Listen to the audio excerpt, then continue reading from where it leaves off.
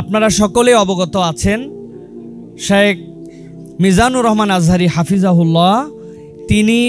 হাসানা ফাউন্ডেশন প্রতিষ্ঠিত করেছেন। তবে এর একটি অন্যতম টার্গেট হচ্ছে শিক্ষা নিয়ে কাজ করা, এবং আপনারা জেনে অত্যন্ত আনন্দিত হবেন এই শিক্ষামূলক কাজের প্রথম ইমপ্লিমেন্টেশন হচ্ছে এমন একটা মাধ্যম দিয়ে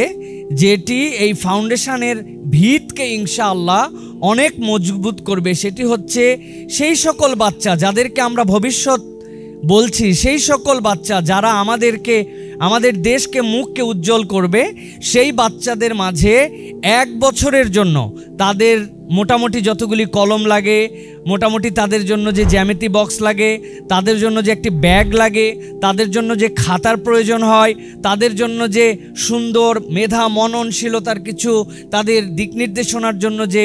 আদর্শিক পুস্তিকাদি, সেই সব সামগ্রী মিলিয়ে কিন্তু আজকে তাদের হাতে এটা উঠিয়ে দেওয়া হচ্ছে।